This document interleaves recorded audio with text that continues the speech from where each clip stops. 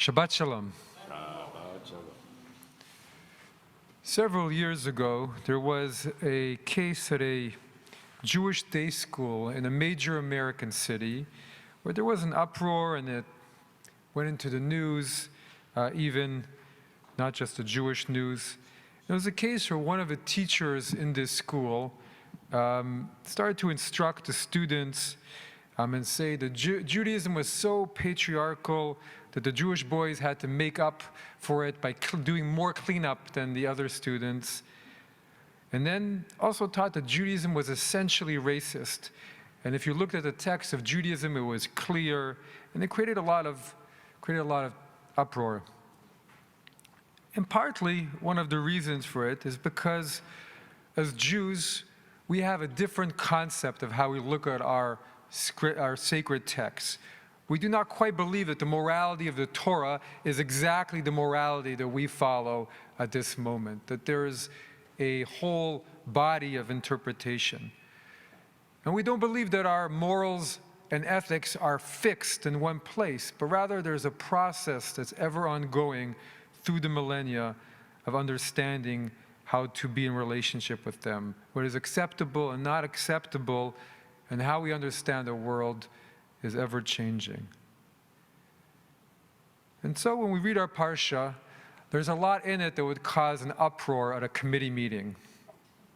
Death penalty for many different situations, how human beings are acquired and daughters are acquired or unacquired, and slavery.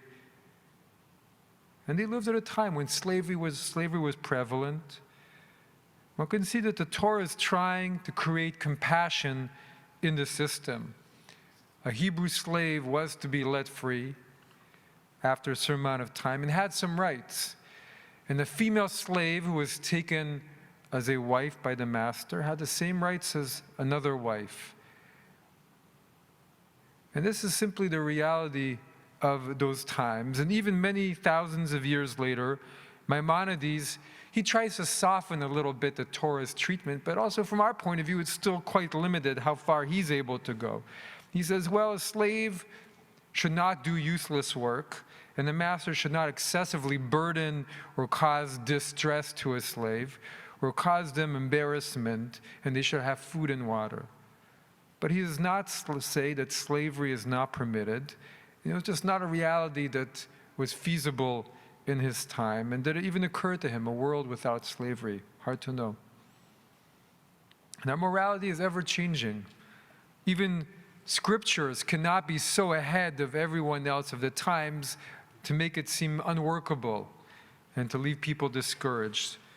Perhaps one could say a modern equivalent is if a prophet came to us today and said, it's forbidden for you to eat your fill of food if there are still hungry people in this world, or you should refuse to take medicine if that medicine is unavailable to everyone else in the world, we would say, we understand the spirit, but it's impossible. It just doesn't make sense within the framework of our time, of our history, of our culture. And as the Talmud says, the Torah speaks in the language of man. And then we do our best to work with the divine ordinances and to then try and understand the principles of justice, of morality, of ethics, and to keep taking them further in every generations to understand how the Torah impacts us in the real world and with real influence. And this is the truth of how we've always looked at our Parsha and how, for its time, it tried to transform social justice. And the underlying principle was more justice, more equity, but with sanity. If an ox gores a person, there was restitution, and the ox was put to death. But if an ox had a habit of goring multiple times and nothing was done, well, the owner had a lot more responsibility at that point in that society. And most famously in the context of the Torah, the law that states an eye for an eye, a tooth for a tooth. And in its context, it was probably the Torah's idea of creating a just and equitable society.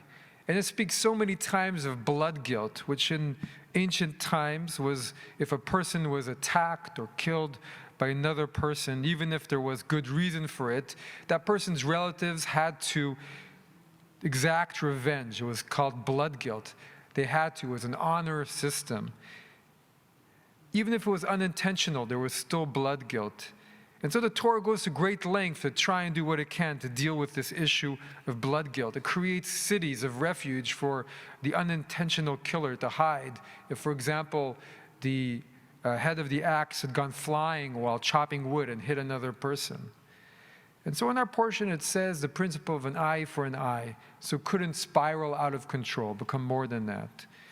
And it may feel barbaric, but it was an attempt to create a better society and to create justice. And the later rabbis, they took that principle and they said the Torah could not be insinuating that if someone takes out your eye, you go ahead and take out their eye. That just can't be what the Torah is talking about. An eye for an eye or an ear for an ear. It was talking about the monetary value of that eye. It was saying if you take out an eye, then you have to pay for the value of an eye. It was speaking about fairness. And the rabbi said, this is how we understand this. And it was more compatible with their values and how they saw social justice.